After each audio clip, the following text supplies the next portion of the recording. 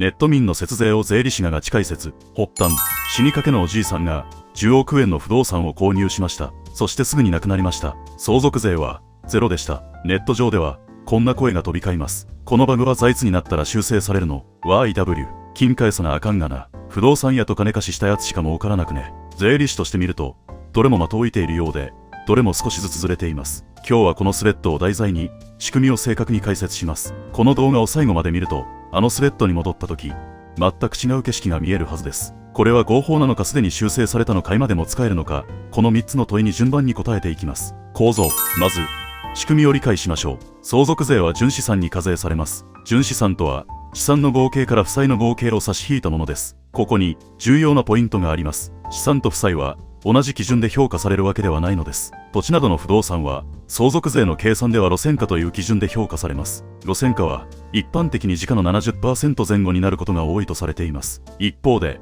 借入金などの負債は額面通り 100% で差し引かれます。この非対称性が節税の源泉です。具体的な数字で見てみましょう。時価10億円の不動産を購入したとします。相続税の評価額は仮に7億円になったとします。購入資金のうち9億円は借入金でした。この場合純資産の計算はこうなります。資産7億円から負債9億円を差し引くとマイナス2億円です。純資産がマイナスですから相続税の課税対象はゼロになります。さらにもし手元に現金が2億円残っていたとしても、このマイナス分と相殺できます。つまり現金まで含めて相続税がゼロになり得るのです。これがスキームの基本構造です。実態。ただしでは誰でも得をするのかというと、そうではありません。まず9億円もの借り入れをするにはそれ相応の担保や信用力が必要です。担保となる資産が別にあってこそ銀行は融資をしてくれます。ここで少しパラドックスが生じます。もともと十分な資産がある方なら、今回の例でいうマイナス2億円程度の節税では全体の相続税を賄うには足りないケースが出てきます。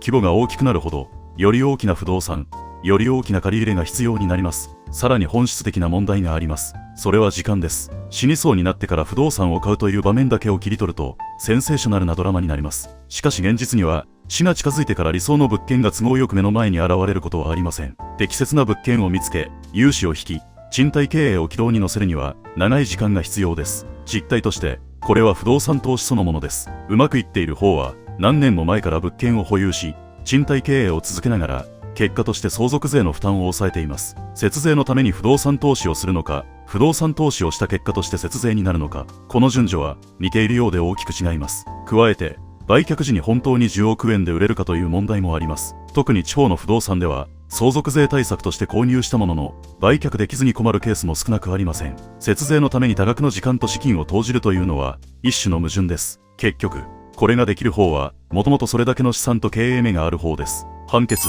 さてここでタワーマンション節税について触れておく必要があります。都心の高層マンションは路線価による評価額と市場価格の差がとりわけ大きくなる傾向があります。国税庁の調査によると平均で市場価格の4割程度にしかならない事例もあったとされています。この乖離を使った節税が広く行われてきました。そして2022年重要な最高裁判決が出ました。相続税の評価は原則として路線価などの評価通達に従います。しかし最高裁は評価通達による評価が著しく不適当な場合、税務署長は別の方法で評価できると認めました。この根拠となるのが相続六項と呼ばれる規定です。節税目的で不動産を購入し評価額と時価の差を意図的に作り出すような場合、税務署がこれを否認できることが最高裁レベルで確認されたのです。さらに2023年には国税庁がマンションの評価方法を改正しました。路線価による評価額が市場価格の6割を下回ると推計される場合、補正をかけて評価額を市場価格の6割水準まで引き上げる仕組みが導入されました。タワーマンションを活用した節税スキームは以前よりかなり使いにくくなっています。バグが修正されたとまでは言い切れませんが、税務署も黙っていないという現実は明確になりました。本質。ここで少し立ち止まって考えてみます。これはなぜ起きるのでしょうか。相続税の課税は純資産に対して行われます。これは制度の根幹です。そして不動産の評価は全国一律の基準で機械的に行う必要があります。個別の土地を一軒一軒毎年時価で評価することは現実的ではないからです。この機械的な評価と実際の市場価格の間に常に差が生まれます。その差を活用することはある範囲では制度が認めた行為です。問題になるのは節税を主目的として経済的実態のない取引を組み立てるケースです。節税と租税回避の境界線は経済的合理性があるかどうかにあります。不動産投資として合理的な計画があり、その結果として相続税が軽減されるのと、相続税を減らすためだけに不動産を買ってしまう、すぐに売るのとでは税務上の扱いが変わり得るのです。結論、まとめます。今回のスキームはバグではなく、相続税の評価構造から生まれる制度上の特性です。ただし実態として、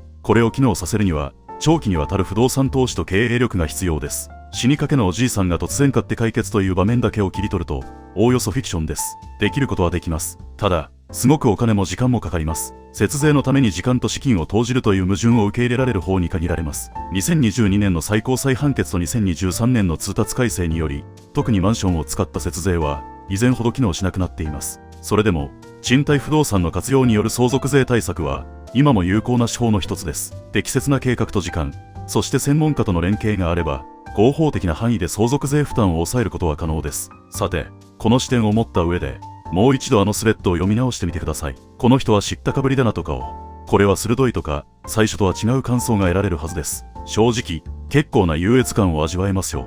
今日最後まで動画を見てくれた報酬、とでも思ってください。